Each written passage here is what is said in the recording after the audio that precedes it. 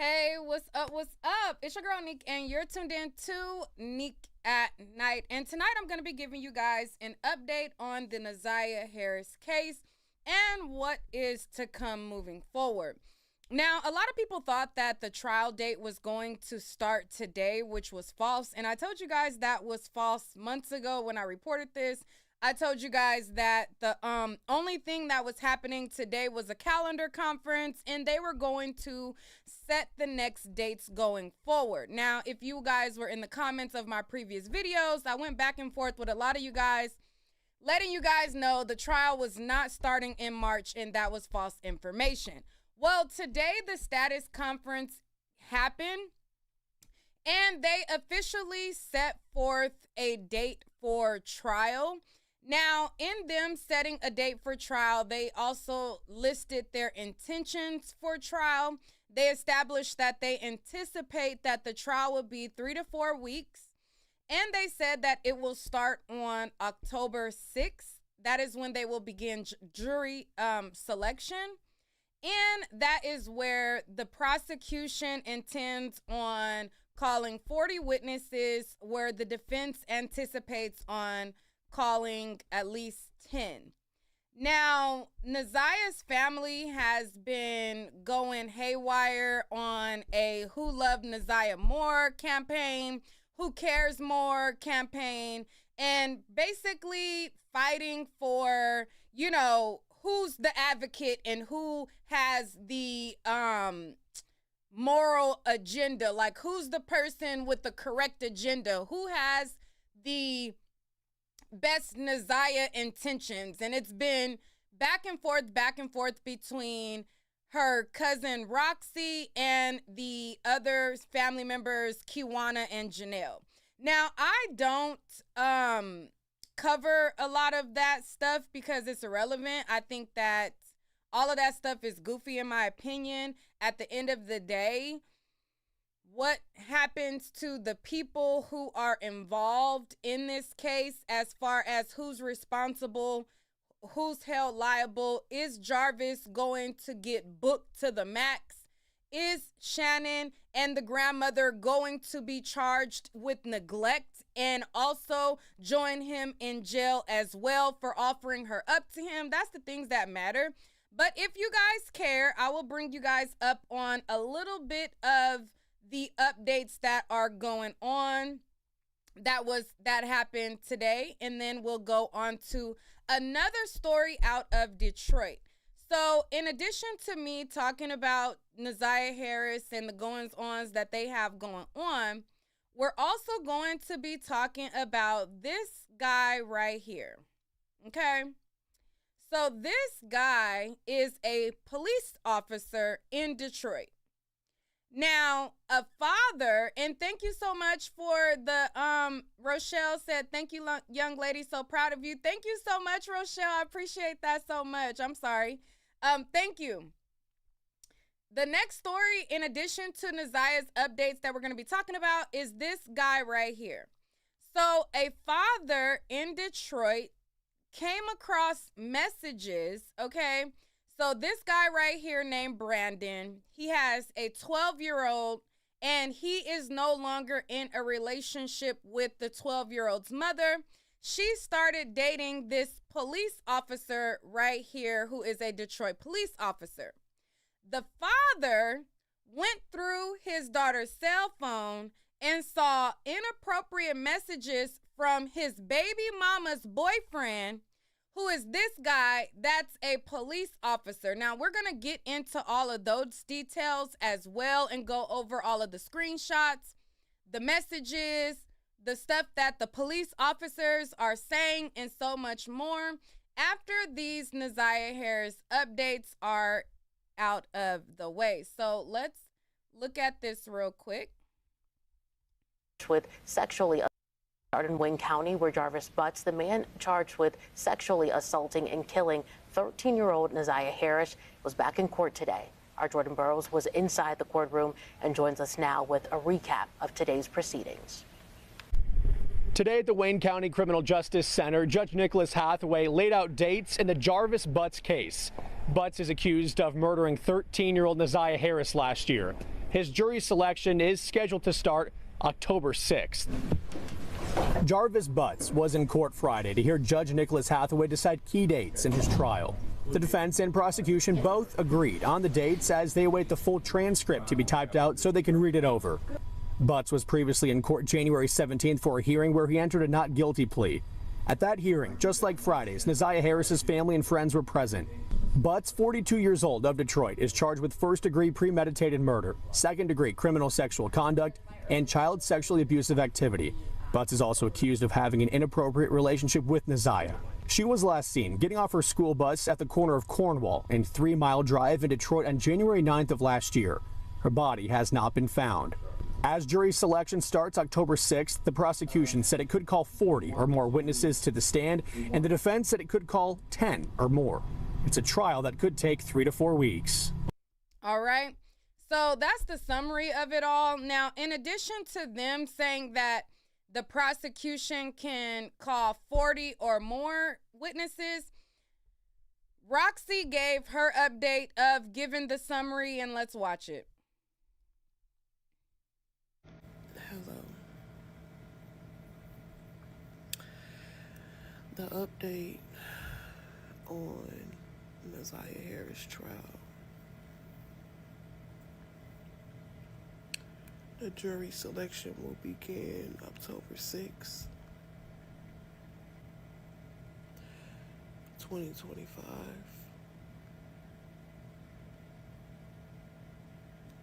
Shortly after that, her trial will begin.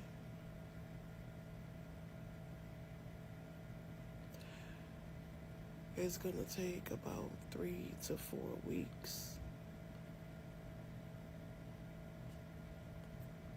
Let me fast forward her a little bit. 40 new people who have come forward. This is in addition to the 22 witnesses who... Let me bring this back because this is important to listen to. It's going to take about 3 to 4 weeks. And put your headphones on if you can't hear her. She's talking low. There's nothing I could do about it.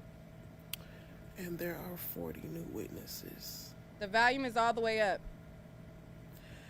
40 new witnesses, meaning that this is in addition to the 22 witnesses who were at the preliminary. These are not the same people. This is 40 new people who have come forward. And I look crazy like this because I just got done crying, because to hear that there are 40 new witnesses that have come forth has let me know how hard I have been working to tell people to come forward and get the justice that they deserve and to tell their story. All right, and I'm going to pause her for a second.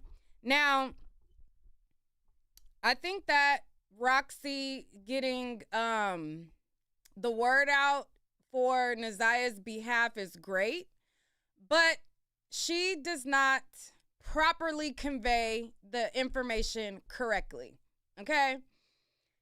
Time and time again, I have seen her lead people astray with misinformation, and she is the person that should have the most accurate information from anyone. Now, back when I covered the preliminary hearing and the judge said the next court date was a status conference, I told you guys that was not a trial. That is just a status conference. She told people that that is when his trial started. That is not when his trial started. And you can see as of now that it's a status conference, basically going over the details of what the next dates will be, like I told y'all a month ago. Now, I played the clip for you guys from the news first, and they said that they can call 40 or more witnesses. They did not say we have 20 witnesses that we got preliminary plus 40. That's not what they said. And I understand that this is emotional for her, But some of the information, I don't know if it's because her emotions are high that she's kind of amplifying and twisting things slightly. But that's not what the other reporters that were in the courtroom are reporting.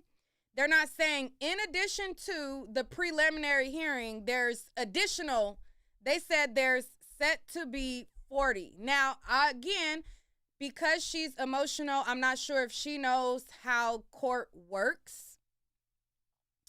But when you do a preliminary hearing, and this is not to bash her or anything, I just want people to have accurate outlooks on what's expected, what's anticipated, how the court works. When you go to a preliminary hearing, that is just a small fraction of the case. That is not all of the witnesses that are going to testify. That is not every ounce of evidence that they plan to present. That is not the universe of the case. They only present a small fraction that proves that it's enough to go to trial. They never were going to put on every witness at the preliminary hearing. They always were going to have more witnesses at trial, more evidence at trial. They do not give their whole case in chief at the preliminary hearing. That is just a small smidget to say, hey, judge, trust me, we got more, but this is enough for us to go forward. That's it. And that's all that is happening now. I seen on another broadcast where somebody was like, well, why didn't this person testify at the preliminary hearing? Why didn't that person testify? Because that's not the trial. When I went to ASAP Rocky's preliminary hearing, ASAP 12 didn't testify. ASAP Lou didn't testify. All of the 911 caller didn't testify. All of these people are people that they use when needed at trial. They only give just enough. When I went to the preliminary hearing for ASAP Rocky, it was Relly who testified and the main detective. And with that, they were like, okay, this is enough to go. And then when they went to trial, then the 911 caller testified. The other officer that was on the scene testified. The ASAP 12, ASAP Lou, all of these other people testified at the trial. So those of you guys who are interested in finding out more about Naziyah, please learn the basics of how court proceedings go. Okay? Because I also seen when people were saying, well, why didn't this person testify? That fact wasn't corrected. And I'm like, because they were not set to. You think when they go to trial, they're not going to put forth the CPS records? They're not going to call the CPS workers? All of those things will come forward on trial.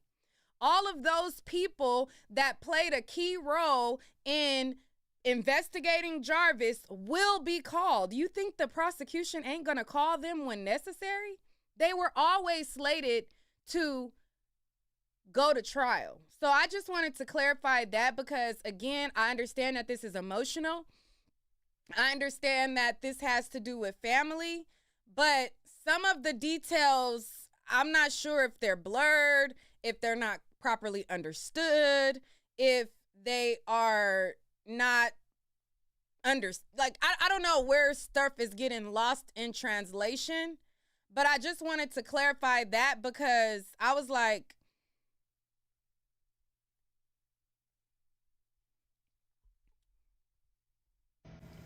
it lets me know that everything that I have done, these are not the same people. This is 40 new people who have come. Okay, let me go back to the what the news said. 42 years old of Detroit is charged with first-degree premeditated criminal use of activity, so accused of friendship with Naziyah last seen getting off her school bus. She was last accused of having an inappropriate and child sexually abusive activity Butts is also accused of having an inappropriate relationship with Naziyah. She was last seen getting off her school bus at the corner of Cornwall and 3 Mile Drive in Detroit on January 9th of last year. Her body has not been found.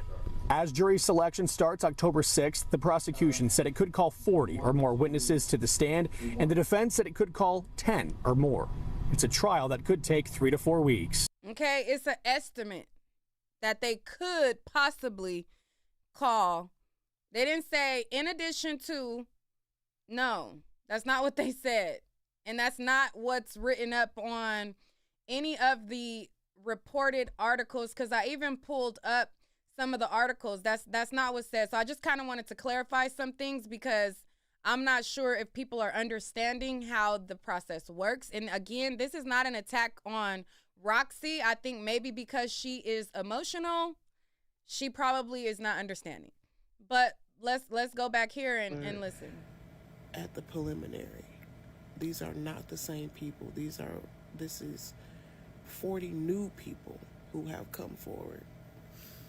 And I look crazy like this because I just got done crying, because to hear that there are 40 new witnesses that have come forth has let me know how hard I have been working to tell people to come forward and get the justice that they deserve and to tell their story. It lets me know that everything that I have done, people have been listening. People have been listening. And justice is being served. I would rather them take their time and make sure that everything is right than rush and miss something. So I'm asking y'all to have patience, to have grace, to let the court do their job, and just wait until October gets here. October 6th with 40 new witnesses. Shortly after that, her trial will start. All of the sexual assaults and everything else will fall in line after that. Thank y'all for the love and the support. That's the update for right now. All right. So that is the update that she posted on her TikTok. And then she posted another update about, I guess, according to her, it sounds like Shannon's kids were taken and they attempted to give them to Kiwana and Janelle, and she is calling them out for not taking those children. So let me play a little bit of this, and then we're going to move on.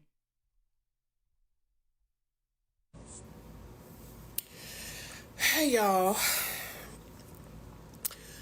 I came on here to talk to y'all because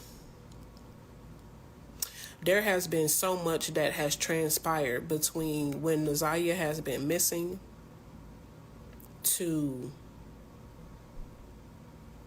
all the way up until today, which is March 7th, 2025. The day of the calendar conference of Jarvis Butts and all of his charges. Okay? I really want to come and talk to y'all and tell y'all that y'all need to start paying attention to what Janelle and Kiwana is putting out. Okay? They're trying to be funny, putting out all of this information that don't have anything to do with Naziyah. Okay?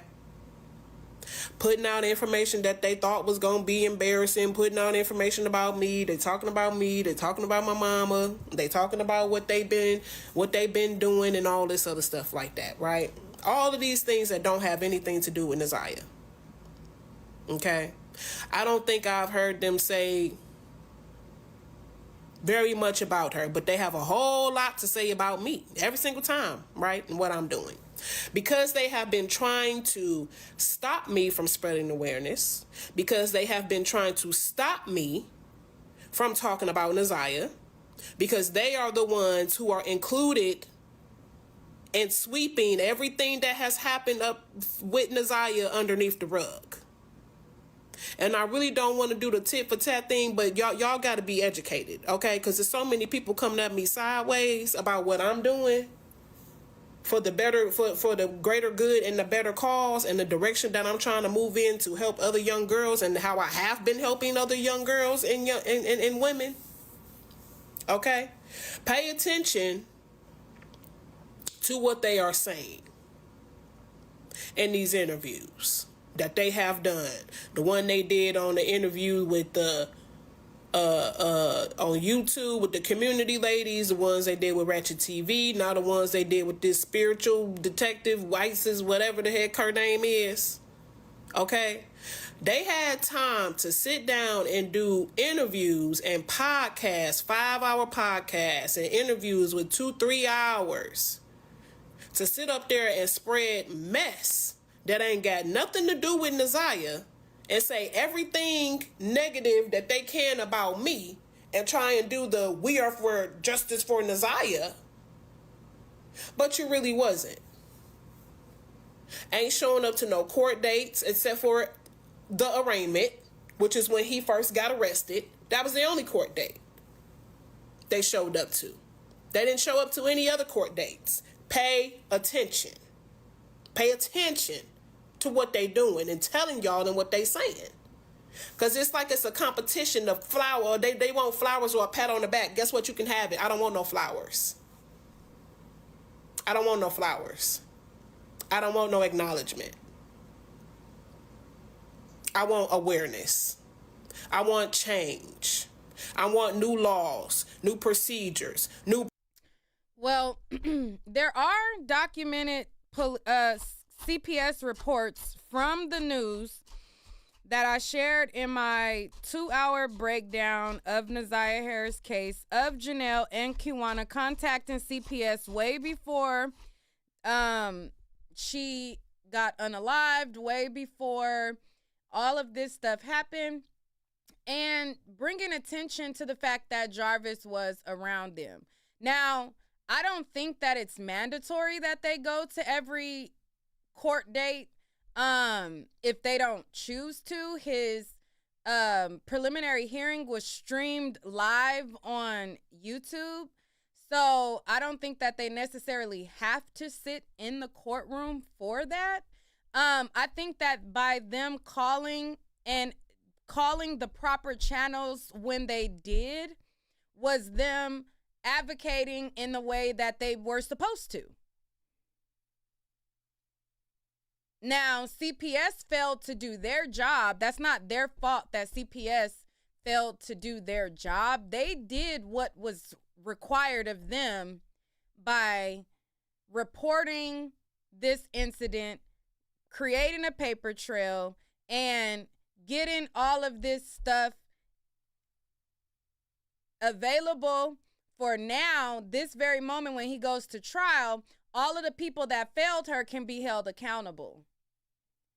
Now, that's just my opinion. I don't think that they have to sit in the courtroom and look at Jarvis.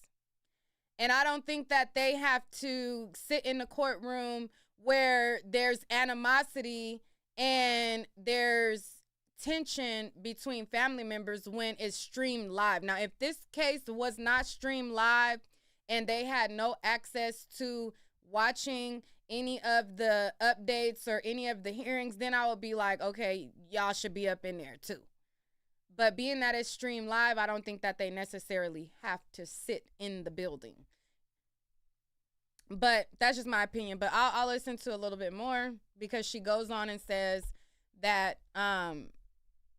they declined to receive the children from CPS. Protocols. That's what I want. I don't want flowers or acknowledgement. This isn't a competition. This isn't high school. Okay? Pay attention to what they're doing and saying. We did this, we did that. You sure did. You sure did. But you're talking about all of these things that you have been doing since 2022. right? All of these things that you have been knowing. But one thing that I'm trying to understand is why, when CPS called you, because the kids are gone, Shannon kids are gone, they're in the system. Marquita's kids are gone, they're with her dad. Annette's foster kids are gone, they're back in the system. Annette's license, gone. Thank God. Thank God. You don't think that Kiwana and Janelle contacting CPS and creating a paper trail contributed to the fact finding that was necessary to get the other children removed?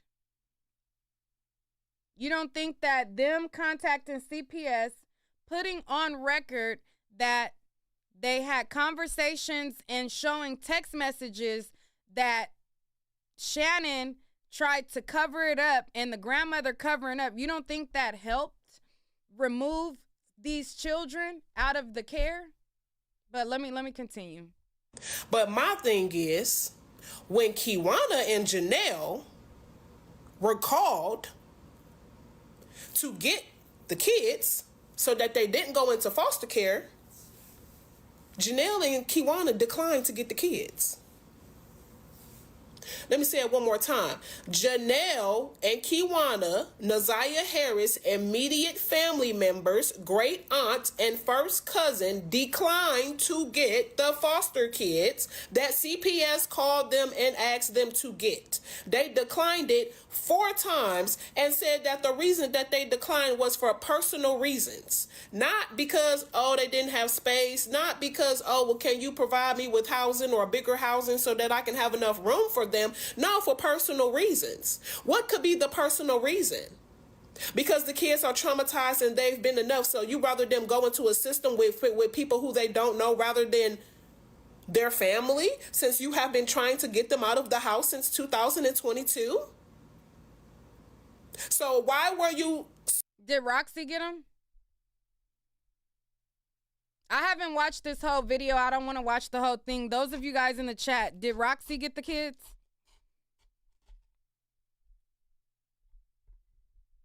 Do y'all know if the kids are in Roxy's care or not? I don't know. I didn't watch this whole thing, so I'm not sure if she says it. Somebody said, yeah, she got them.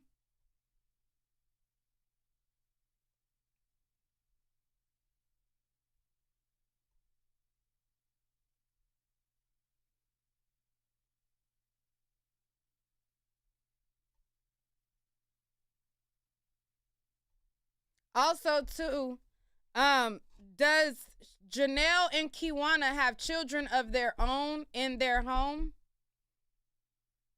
Do they have small children of their own in their home? Because although they want the kids not to be in an environment where they can be subjected to a Jarvis, they can also have reservations for exposing their children to children who have been exposed to certain things. Now, not saying that that is the end-all be-all excuse to just not leave them and leave them in the system and leave them for dust. I'm not saying that, but I'm just saying, do they have small children in their households that they are trying to make sure that they don't have exposure to children that have been exposed? Do they? I don't know. I haven't seen any of the interviews past what I've shared on my page. I haven't seen any interview that they did with spiritual people. I don't get into the whole tarot card readers. I don't watch the fake psychics on Facebook tell y'all where Naziyah is and fake give y'all, all of this stuff that people be writing me messages like, hey, Nick, did you see this psychic person? They said they think Naziyah is at this address. Well, did the cops go over there and get Naziyah? I don't watch that stuff. I only know that they're saying those things because y'all write me in my DM and y'all want me to report on it, and I'm not. But so if the interview that she did with whoever is the spiritual lady, psychic lady, I didn't see it. I don't watch it because I don't watch that kind of stuff. The interview that she did with the other guy, didn't watch it. I don't watch that kind of stuff. So only interviews that I've seen Kiwana and Janelle do is when they went and did the interview with the older ladies. I shared that to my page. And when they did an interview with the news where they had the documents from CPS that showed that they did file with CPS, and they showed that they did have text messages confronting Shannon about all of the goings on. Those are the only two interviews that I've saw. But I'll listen to a little bit more to see if Roxy got the kids herself. So-called pushing to get the kids out of the house in 2022, but now that it's March 7th, 2025, and CPS called you 2 weeks ago to get the kids out of the house, you declined for personal reasons. But you were trying to get the kids out the house before, and now that the kids are out of the house, you don't want them. Why don't you want the kids that you've been fighting for to get out of the house since 2022? Jarvis is now locked up. So why don't you want the kids? What are the personal reasons? Let me read what she says, because I don't want to read the whole, I don't want to listen to the whole thing. Running your mouth on me, but y'all not running to your niece and little cousins. Haven't you been fighting to get them since 2022? Why won't you take them now? Isn't this the moment you both been waiting for? Don't you know them the best? They're your immediate family, right? Big auntie and big cuz. Go get them and stop with the BS. Oh, let me go down some to see if she says that she has them. Hold on. But y'all not going over there to get them kids because they talk mess, but you ain't have no time to do your kids at the birthday party, but you went to the birthday party anyway where another child was assaulted at, where you were present. Pay attention, y'all. Pay attention to these two. If anything, they should have been the first two to get them kids and missing because they talk. So you rather the kids go. So let's see if she mentions in getting the kids in the comments.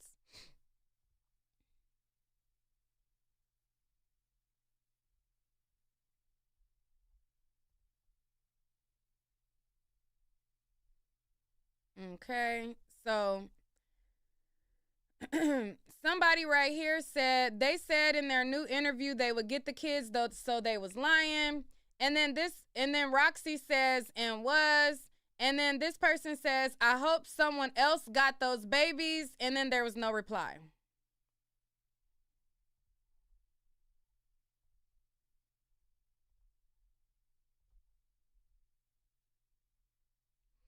She says, the fact that some of you are saying you wouldn't want them is outrageous. That's why these type of behaviors continue, because everyone wants to turn their back and a blind eye instead of seeking the proper help and showing proper love and affection in a fresh new environment.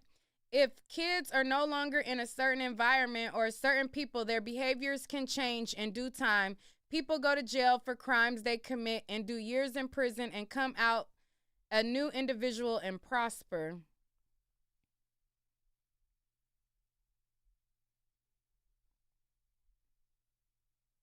Okay, and this person says, well, that means y'all should have shown up and made noise about getting not only her, but the rest of the kids. Instead of running social media for a moment, y'all worried about the public being outraged. We should be. You can't even tell us why you making money. You misled the public about the trial being today. Charging $9 to watch $9 to watch what? What's she talking about? Charging $9 to watch what? The trial? What is she talking about? Roxy charged $9 for what?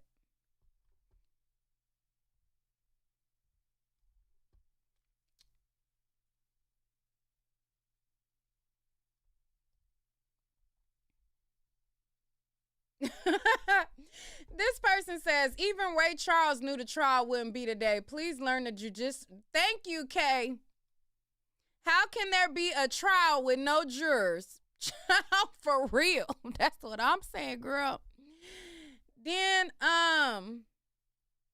she said, Barbara. Who Barbara? Who's she replying to? Let's see what she say here.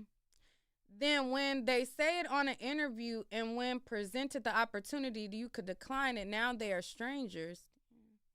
Just because she fought for them to get out the house doesn't mean she has to take them. Man, what? She's not replying to these people and saying,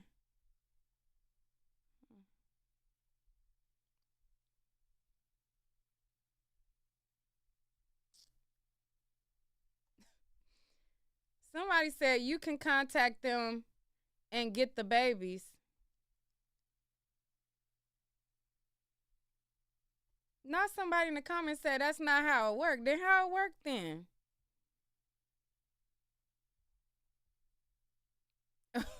Y'all is crazy.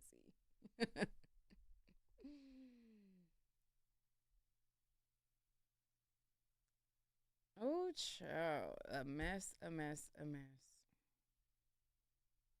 Anyways, moving on. Hopefully they get it together. But I just want that if Roxy is going to be the spokesperson, that she does, draw back the emotions a little bit and give the correct information, because she has made y'all think that the trial was going to start today. And I was arguing with people in the comments about that. And people were thinking that I don't know what I'm talking about, because y'all was taking Roxy word. And I'm like, the judge never said that. And I had to refer y'all to when the judge said that, So I just hope that she just gives, because she's been there, boots on the ground. Like, the prosecutors will talk to her. If she says, hey, I want to understand when the actual trial starts. Okay, how does this process work? They will explain that to her, because they want related information to be conveyed through a family source if there is going to be information relayed. But somebody says, how is Roxy related? She is their cousin. So Roxy is their cousin. I believe Kenya, who is Roxy's mother, and Annette are, I think they're sisters. And she's their cousin. Now, did she meet Naziyah? Know Naziyah? She said that she seen Naziyah when Naziyah was 2. And she has not been in her life since. She does not know Jarvis. She never met him. Hold on, let me read her update that she put on her social media for those of you guys who didn't see it. Hold on. You need me. Right. All right, so let me put this up for those of you guys who are not aware of who she is, what her relation is and all that. So this is a post that she put up. It says, if you have just tuned into the case, here are a few facts about me. I am not her mother. I'm not her aunt. I am her cousin. I have never met Jarvis. I am not her immediate family. I was never in any of their homes. I have not seen Naziyah since she was 2 or 3 years old. I did not live in Detroit, Michigan when all of this was going on. I haven't lived in Detroit for 12 years. I did not speak with the family. Hold on. I did not speak. Hold on, wait, where was I at?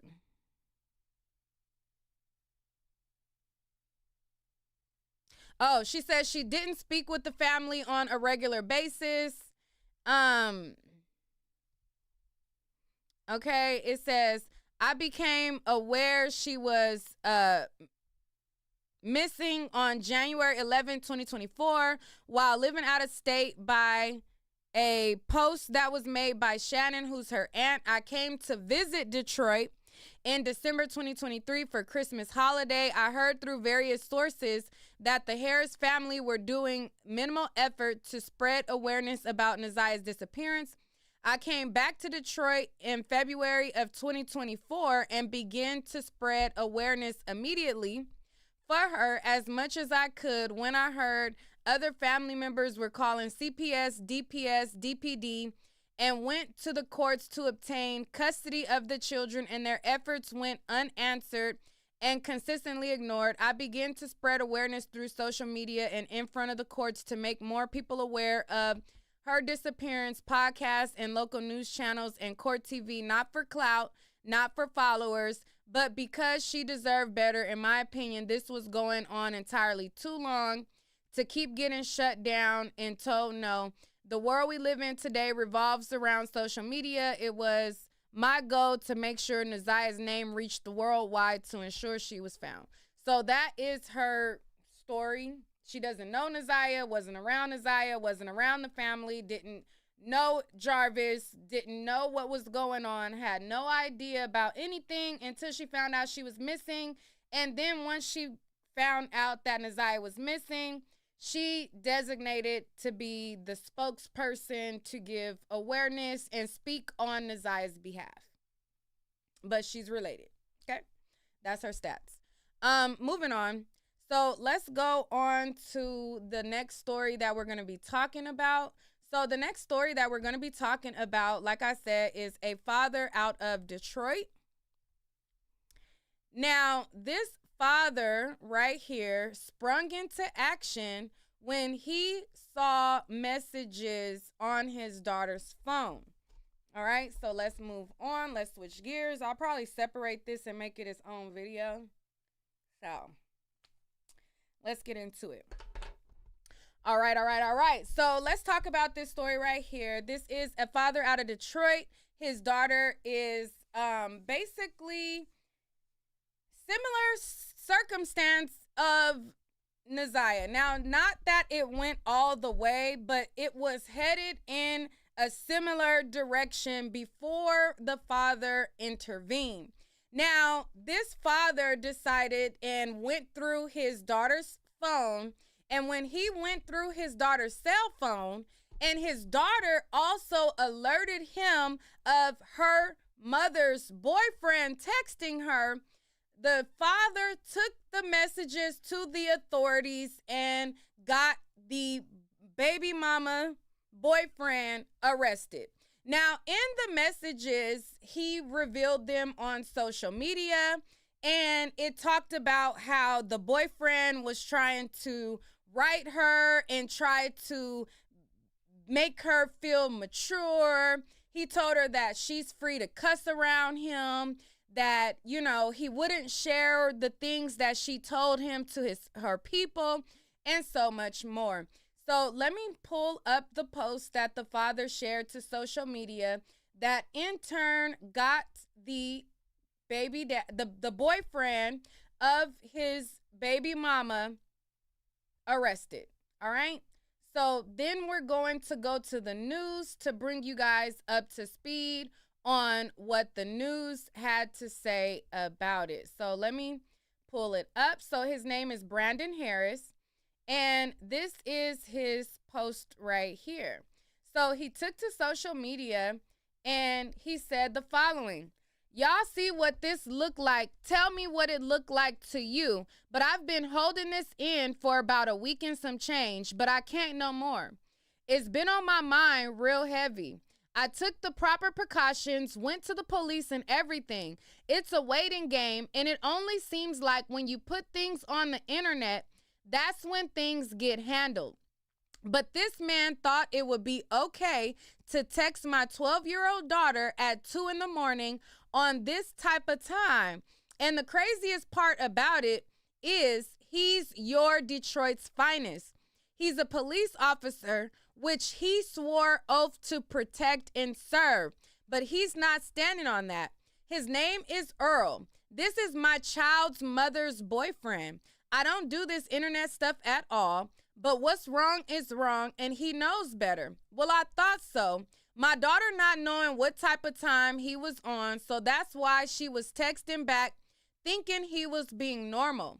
But she feels something was very off, so she sent messages to her auntie, which I am proud, very proud of my daughter for even knowing something wasn't right. I assure her every day moving forward she did the right thing, and I'm proud of her. He just don't understand how uncomfortable and unsafe he made my daughter feel. This situation could have been a lot worse. I'm just putting awareness out here because it ain't no telling who he all did this to. Pretty much, he was grooming my daughter, and I don't like that. And then he said, and I'm glad she sees me taking this situation very seriously to ensure her that I'm here for her and I got her back. I have full custody of my daughter, and it's been that way for 4 years. She either just went over her mother's house to get her hair done or stay for the weekend, but she is not allowed around that man ever again. That man does not deserve a badge. Oh, yeah. How mom handling things? Yeah, it's very disgusting. She's defending him so hard. So here are the messages, and we're going to go through some of the messages that he shared with the daughter. All right. So this message right here says, playing game with my friend Ariel. So the guy says, what game y'all playing?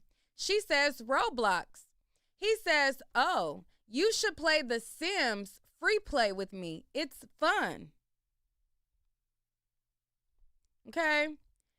Then the daddy shared his photo right here. And then the next message says, why you can't date? Why? Wait.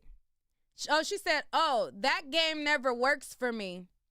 And then he said, why? You can date, family, party, and more on there. And then she said, glitch. He said, damn. He's telling her on the game she can date, family, party, and more. All right? So the next message, it says, sleep too? She says, oh. He says, you been okay though? Yes. He says, all right, if you want to keep texting, you will have to keep our conversation between me and you on some friendly type stuff. The girl says, my dad goes through my phone. He says, oh, LOL, well, delete these messages. If you figure something out, let me know, Z. We going to take a family trip soon, too.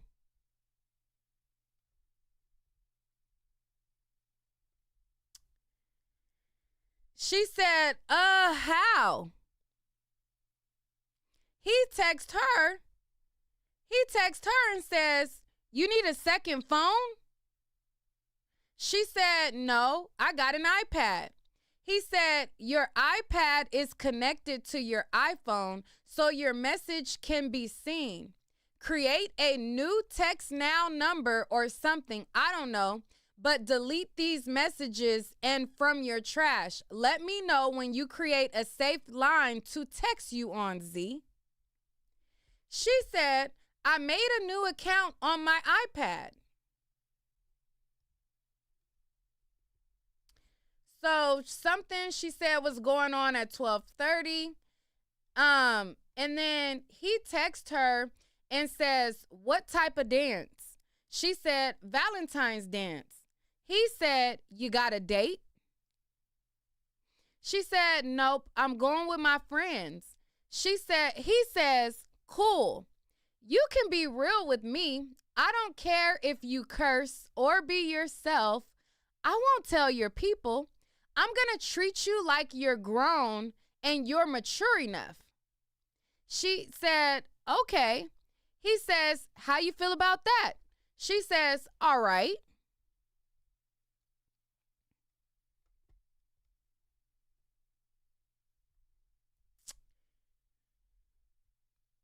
Then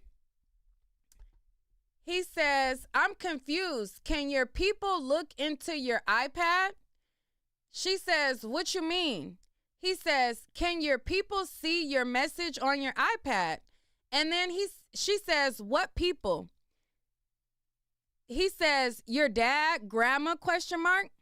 She says, my dad goes through every one of my devices. He says, oh, if you find a safe way for us to text, let me know. But make sure you delete all these text messages, even in your message trash. Nice talking to you, though, Z.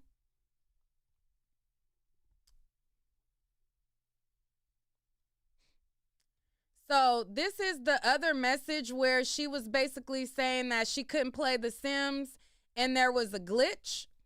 And he said, damn, I was hoping you stayed another day. Why you leave? She said, had to for school.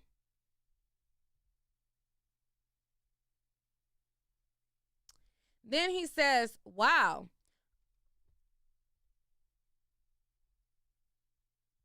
He says, wow, are you okay with me texting you this late? She says, sure, I guess. So then he says, oh, well, you looked good. And then she texts and says, is my mama up? He says, she's knocked out. She says, oh, where's Amaya? Sleep too. Oh, you been okay though? Yes. And then she says, all right, if you want to keep texting, you will have to keep our conversation between me and you on some friendly type stuff.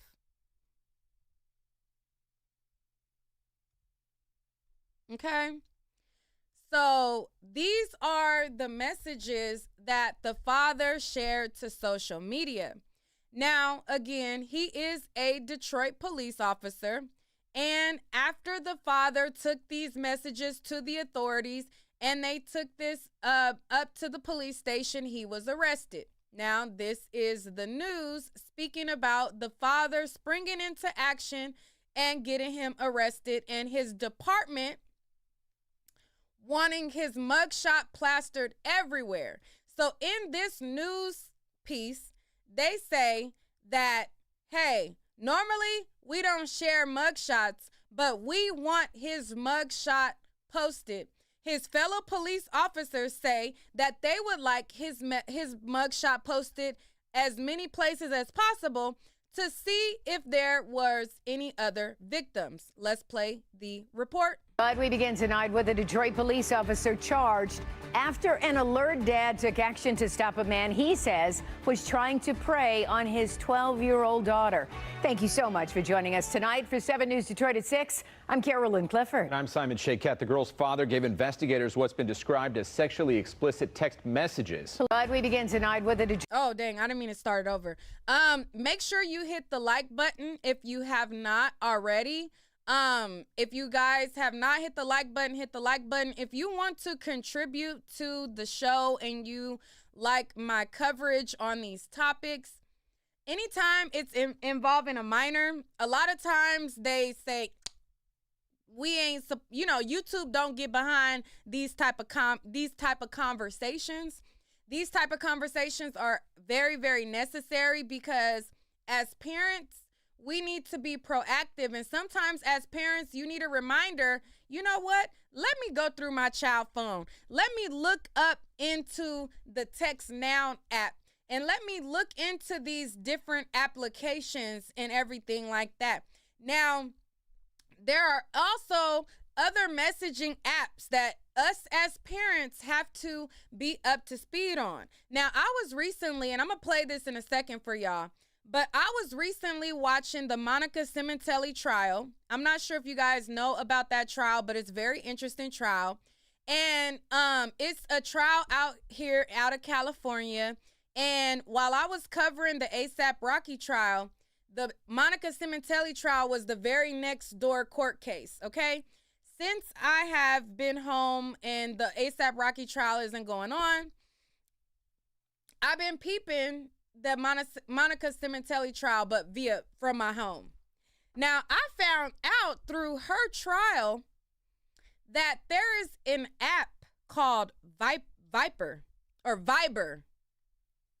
And on this app, the prosecution in the Monica Cementelli case, they're alleging that this particular app has end-to-end encryption. Now, they are alleging in that case that Monica Cementelli and the guy that she was dating were setting up her husband's unaliving through this app called Viber. Now, they brung the records from Viber, but they could not show what the messages entailed. So in the court system, they could not crack into this app called Viber. And all of the messages are concealed. But they can show times that the messages were sent, but they cannot crack what was said. So there's all of these apps that us as parents have to be up to speed about. I was watching that case. I'm like, Viber, they can't get into the messages. And then I looked it up, and they advertised their app as an app that nobody can crack into, end-to-end encryption and all of that. And then here the police are on this trial, and they can't get into this app. So I say that to say, get up to speed on these apps. Notice when you're going through your kids' phones, these different apps, what they are, what Text Now is, what Viber is, Snapchat, all of these things that your children can be communicating with people, and the messages going away and things like that. Like, notice these icons to be on alert. Okay, so I just say that to give y'all awareness. Yeah, definitely, and check out the Monica Cementelli case. It's when it's the officer that was testifying about Viber. He testified yesterday and the day before. So look up those testimonies, because it blew my head back. I'm like, Viber? What? Crazy. And then on the YSL case, I learned that if you FaceTime somebody, they can't record the call. It's a whole lot that us as parents, we got to be very up to speed. But let me play this. Detroit police officer charged after an alert dad took action to stop a man he says was trying to prey on his 12-year-old daughter. Thank you so much for joining us tonight. For 7 News Detroit at 6, I'm Carolyn Clifford. And I'm Simon Shayket. The girl's father gave investigators what's been described as sexually explicit text messages. Police in Warren are leading the investigation and have released the suspect's mugshot because they are trying to determine if there are any other victims out there. 7 News Detroit reporter Randy Wimbley has more details on the felony charge the officer is now facing, as well as fallout from within his own department. A Detroit cop is behind bars tonight, accused of accosting a 12-year-old girl. That officer romantically involved with the victim's mother. Now Officer Earl Anderson could lose his badge and his freedom. He was charged with accosting a child for immoral purposes, a 4-year felony on Tuesday, after allegedly sending several improper text messages to his girlfriend's daughter. 7 News Detroit does not typically broadcast booking photos, but police are investigating the possibility there may be more victims. The messages that are observed between Mr. Anderson and this 12-year-old child are inappropriate. They are sexualized in nature. Warren Police Detective John Tallow says the investigation began in February with the victim's father discovering and coming forward with the text messages. Anderson's neighbors are stunned. It's scary because I have 2 daughters that live next door. I got me a 14-year-old. I couldn't believe it. I don't know what I would do if I would find out something like that. We want the community to know, to have your parents, to make sure the parents are monitoring, okay? Make sure that they're looking at their children's social media accounts, text messages, internet searches, These areas are where people like this tend to try to prey on children to gain access to them. Warren Police says its investigation is not over. DPD is conducting an internal affairs investigation. Once we learned that the charges were issued yesterday, we immediately suspended him. Detroit Police Chief Todd Bettison will recommend the Board of Police Commissioners suspend the 2-year veteran without pay. Anderson could also lose his badge. We have a very high standard of conduct. Could? Why he ain't automatically losing his badge? What you mean he could lose his badge? He could possibly lose his badge? Could? Could as in maybe? As in might? And he, from what I've read in these messages, has tarnished our appearance. And he in no way represents the vast majority of Detroit police. Anyone with information about the case or others involving Anderson is asked to call Warren PD. Earl Anderson is locked up on a $200,000 cash bond. If he gets out, he'll have to wear a GPS tether. He cannot have any contact with the victim or anyone under the age of 17 for that matter. He's due back in court in 2 weeks. All right. Let's see this news report. Make sure you delete all these text messages. That was the instruction a Detroit police officer is suspected of sending to a 12-year-old girl. That text and others is leading to his arrest and suspension by the Detroit Police Department. You might remember last night at 11, we reported the DPD suspended Officer Earl Raynard Anderson Jr. from his duty. Warren investigators say he, quote unquote, preyed on a 12-year-old by sending her sexual and inappropriate text messages.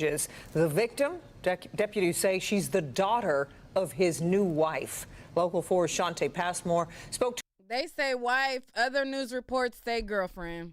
But either way, he has access to the mama. He's dating the mother, but trying to get and groom her daughter. Now, a lot of y'all gotta understand, when you have daughters, you have to have extra alert, because sometimes you might think, ooh, I got a man that's into me, when he really just trying to get close enough to you to get close to your child.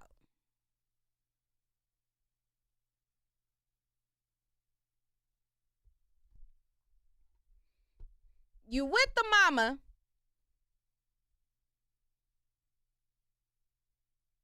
but texting the daughter. How did he even get the daughter number?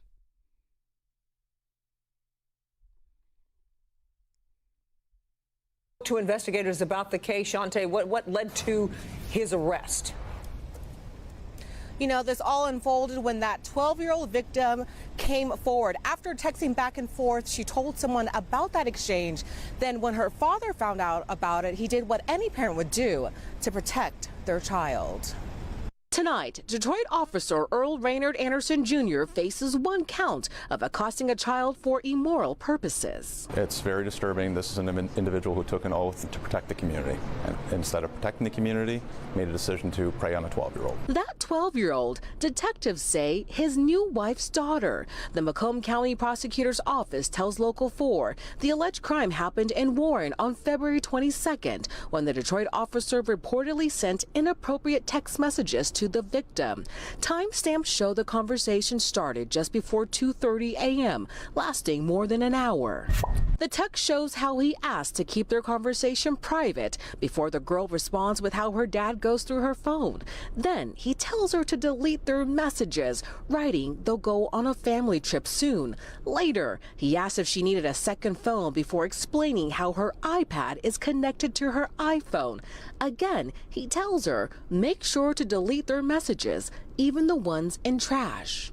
We asked our crime and safety expert, how soon should parents talk about the dangers of smart devices and online safety? 5 and even earlier. Really? Yeah, I mean, just saying that there are people that aren't necessarily good people, and making sure that your young person understands that, you know, sometimes grown-ups don't always do the right thing. Meanwhile, Warren police are praising the girl for telling an adult about the interaction. We can't tell her enough how proud we are of her and her family for coming to us with this issue.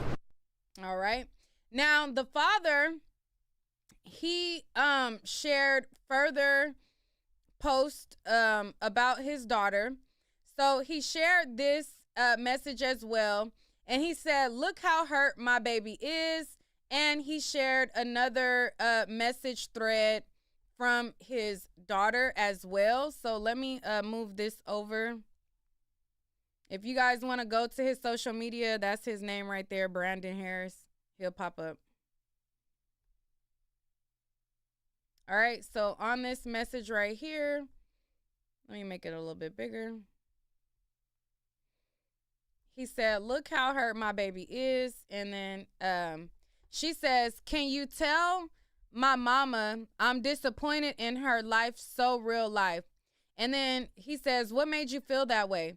She says, because I was just thinking now it's life. She's still picking him because she's still over there.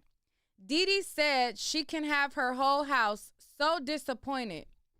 Yeah, I know I'm disappointed in your mom too. The little girl says, everybody is. She used to be fighting over us. The father says, it will be okay. Earl gonna get exactly what he deserves. The little girl says, now it's like I'ma just push it to the side. And the father says, you got me. That's all that matters. It will be okay. I love you. And then the daughter says, I love you too. And he almost shared her iCloud. All right.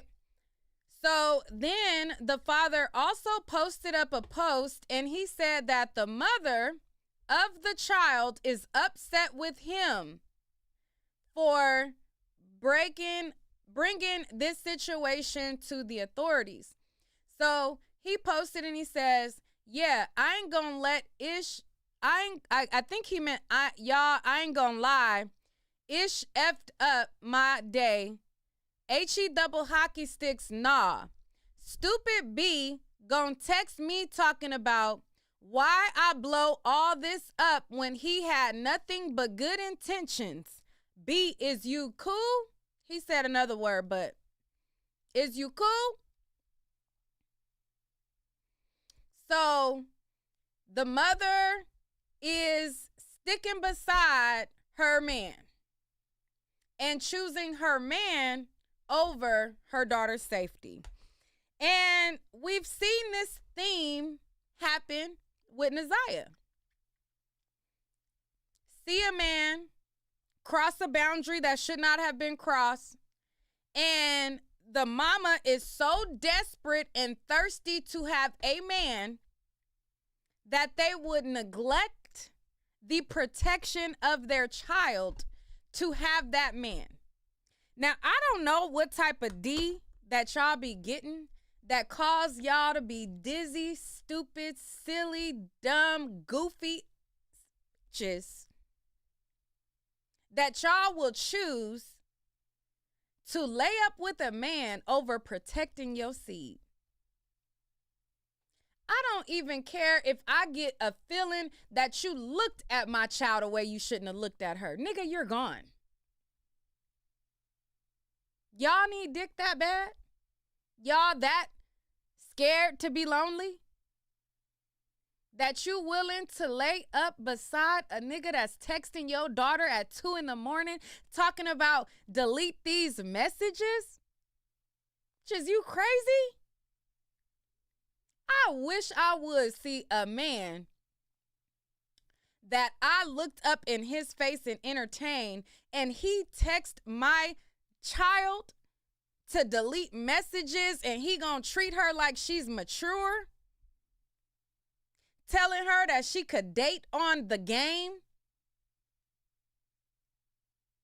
Cause them same messages where he telling her, I'ma let you curse, he then gonna slide closer and show her, it's okay, let me teach you how to kiss. Let me teach you how to suck. Let me teach you how to, Y'all get my drift. It start with the, you're mature. You can curse. You can tell me about the boys you like. You can tell me if you did stuff with boys. It starts there, you dizzy.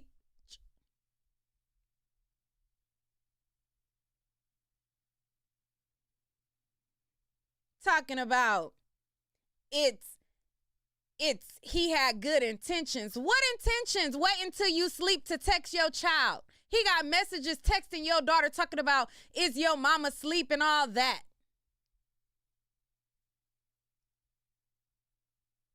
Now, I know that bills are high. Okay? Because I be looking at my bills like, I wouldn't mind going half on these bills. But I be goddamn if I ever compromise the safety of my child to have any man in my face.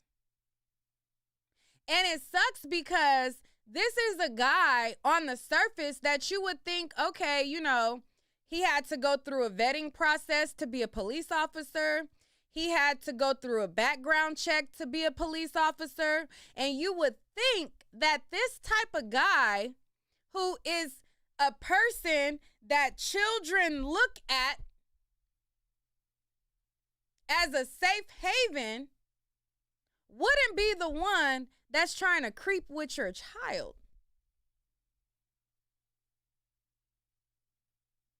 But y'all be so quick to try to get another daddy.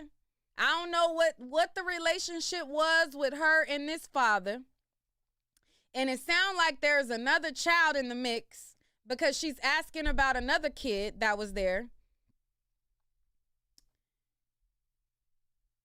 So it's like, would y'all be like, oh, I got to get a daddy for the kid? Like what? What is it? Because immediately, it's certain things that guys do that immediately dry up the cooter for me. Immediately. There has been guys and never, ever a guy. I don't give niggas access to my daughter. I just don't. I don't. But there has never been a time where I was talking to a guy and I was like, he done something that gave me a creep vibe. And I'm like, you know what?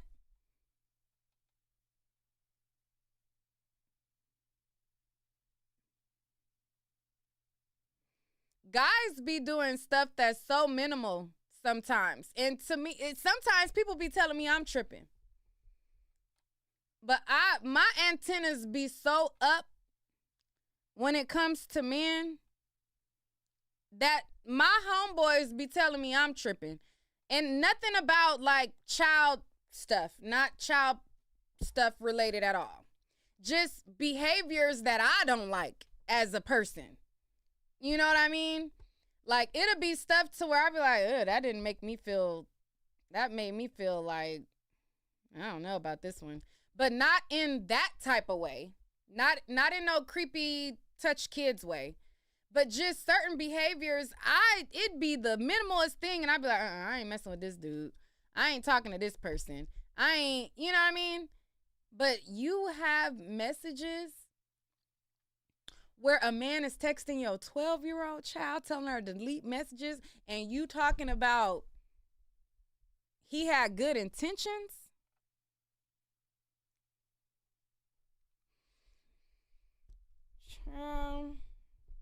It's crazy. Now, me, I'm an only child, so I'm not one of those type of people who I'm like pressed to have like a lot of people around me. I'm not pressed to have like a man. Now, I'm not saying I don't like men and don't like a little pressure now, but I'm not pressed to have it to the fact of me ignoring certain signs.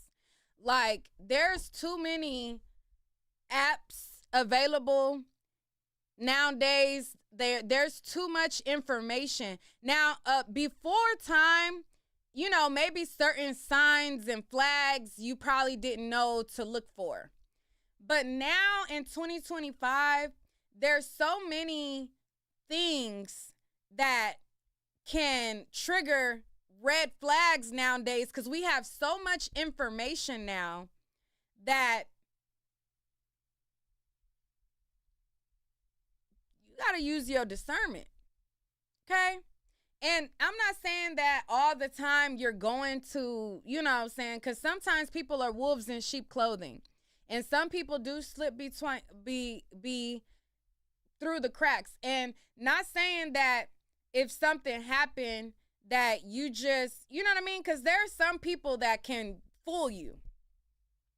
But once you are aware and you know, you spring into action and you cut it off immediately.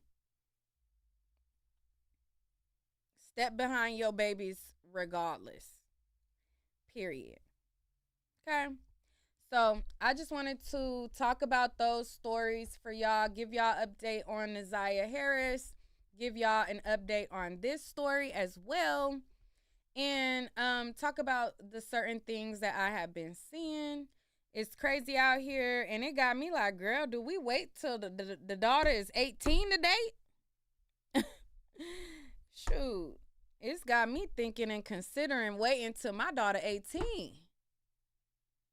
Because it's too much. Team too much.